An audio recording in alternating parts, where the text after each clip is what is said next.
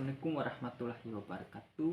Di sini saya ingin menjelaskan terkait konsep hakikat kurikulum.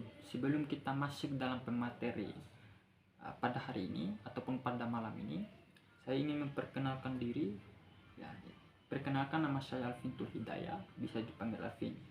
Di sini kita masuk dalam sejarahnya dulu, baru kita masuk di berbagai pengertian komponen dan fungsi, serta yang terakhir itu kesimpulan. Jadi yang saya ingin jelaskan yang pertama itu sejarah kurikulum. Sebagaimana kurikulum berasal dari bahasa Yunani yang artinya kuri dan kurere, yang berarti pelarian yang menempuh jarak dari garis start sampai garis finish. Sebagaimana di dalam suatu SD itu kita masuk di dalam suatu SD untuk menempuh perguruan tinggi, menempuh sekolah menengah dan sekolah pertama. Itu salah satu start dari SD sampai kepada perguruan tinggi itu sendiri. Itu yang dimaksud dalam sejarah kurikulum itu. Saya menjelaskan yang kedua, itu pengertian. Sebagaimana kurikulum merupakan rangkaian pembelajaran dan aktivitas peserta didik di bawah naungan kelas, dan sebagaimana guru bertujuan untuk mengembangkan suatu kompetensi kapasitas kepada peserta didik melalui persekolahan. Itu komponen kurikulum. Sebagaimana yang pertama, kurikulum sebagai tujuan. Sebagaimana tujuan kurikulum bertujuan pada fokus apa yang diinginkan oleh siswa itu sendiri, ya, misal keterampilan, pengetahuan ataupun sikap di situ. Kurikulum sebagai aktivitas gitu. Siswa bukan hanya untuk mendapatkan suatu penghasilan saja itu, melainkan harus berpartisipasi, melibatkan diri di dalam diskusi gitu, eksperimen dan lain sebagainya untuk mendapatkan suatu proses pengalaman empiris gitu. Yang ketiga, kurikulum sebagai alat evaluasi. Jadi ya, ketika kita sudah melalui dua ini, kurikulum sebagai tujuan ataupun aktivitas ini, maka guru menentukan suatu evaluasi, suatu penghasilan dari apa yang dilakukan oleh siswa itu sendiri. Semisal melakukan diskusi itu, aktif dalam belajar, berpikir kritis dan lain sebagainya, itu dilihat oleh guru, dipantau oleh guru siapa yang pintar dan siapa yang bukan. Itu melalui evaluasi ini, pemberian nilai ataupun ujian gitu. Itulah sebagai evaluasinya, pemberian nilai. Di sini saya menjelaskan terkait fungsi institusi pendidikan. Satu, sebagai bahan acuan. Ini sebagai bahan acuan, sebagaimana kalaupun kita melihat melalui SD ini hanya menyediakan pengembangan bagi anak-anak untuk menulis, membaca gitu. Dan kalaupun SMP itu sudah menyediakan sebagai pemahaman yang secara luas, SMP dengan SMA. Kalaupun kita masuk dalam perguruan tinggi, itu sudah menguasai ataupun sudah dibahas dengan keilmuan bidang keilmuan dengan secara mendalam ataupun radikal. Nah, kalaupun latihan itu kita sudah berfokus pada praktek dan kejuruan gitu. Ya, misal saya analogikan. Nah, di sini saya sebagai mahasiswa, saya masih berfokus pada bidang ilmu yang secara mendalam itu, atas apa yang saya dapatkan pada perguruan tinggi ataupun kepada universitas-universitas di sini.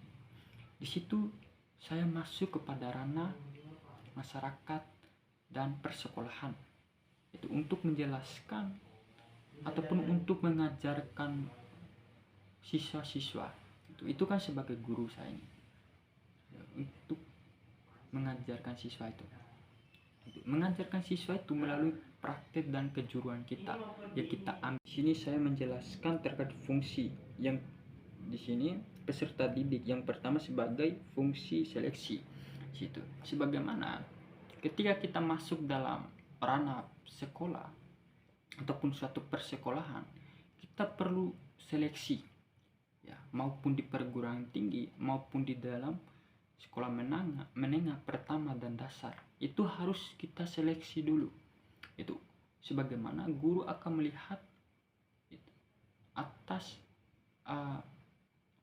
yang kedua fungsi ada adaptasi, ya, sebagaimana kita menyesuaikan diri kita di ranah lingkungan ataupun pendidikan. Di situ kita tidak hanya mendapatkan suatu pengetahuan di situ, melainkan sebagaimana kita menyesuaikan diri di dalam pendidikan melalui nilai, normal ataupun perilaku kita di situ. Dan yang ketiga sebagai fungsi individualisme ataupun individu, ya, sebagaimana individu yang mempunyai bakatnya sendiri jikalaupun dikembangkan. Gitu. Sebagaimana tujuan dari masuk dalam kuliah ataupun sekolah, ya, untuk mengembangkan bakat, kompetensi kita, kapasitas kita. Itu ya hal utama untuk mengembangkan suatu yang saya sebutkan tadi. Itu. Yang ketiga ataupun satu, yaitu tenaga pendidikan sebagai bahan acuan dalam melaksanakan pembelajaran. Situ. Guru ataupun dosen sebagai peran yang sangat signifikan dalam melaksanakan pendidikan. Itu. Mereka bukan hanya saja memberikan suatu materi, itu menjelaskan suatu materi, tetapi sebagaimana mereka menjadi motivasi bagi siswa-siswa yang ada untuk mengembangkan suatu siswa itu. Dan juga perencanaan. Jadi guru itu harus memberikan perencanaan belajar yang dibutuhkan, perencanaan kurikulum yang dibutuhkan oleh siswa. Dan yang ketiga metode. Tenaga pendidikan harus memberikan metode yang secara efektif untuk mengembangkan ataupun mengaktifkan siswa-siswa itu ketika guru ataupun dosen itu memberikan metode yang secara efektif bagi siswa yang ada dalam ruangan kelas. Itu kan sebagai untuk mengembangkan dan untuk melihat siswa-siswa yang ada dalam kelas. Dan yang terakhir yaitu penilaian. Itu dosen ataupun guru itu harus ahli dalam memberikan penilaian atas apa yang dia lihat ataupun kriteria yang selama siswa melakukan suatu proses belajar itu. Ya, yang ketiga fungsi sebagai individual. Masing-masing individu mempunyai kemampuan ataupun kompetensi jikalaupun ingin dikembangkan. Itu. Tujuan kita masuk dalam sekolah untuk mengembangkan bakat, kompetensi, kapasitas dan lain sebagainya. Itu hal yang harus kita kembangkan di dalam masuk dalam ranah sekolah. Gitu. Yang terakhir yaitu kesimpulan. Itu kesimpulan, pendidikan tanpa kurikulum tidak akan berjalan dengan baik karena kurikulum adalah jantung dalam proses pendidikan dan kurikulum merupakan paduan yang harus jadikan sebagai acuan atau patokan dalam pelaksanaan proses pendidikan. Ya, mungkin itu saja yang bisa saya jelaskan. Ya, jikalaupun ada salah kata dan salah penjelaskan, ya mohon maaf. Gitu. Sekian, assalamualaikum. Yakin usaha. Ya, mungkin itu saja yang bisa saya jelaskan.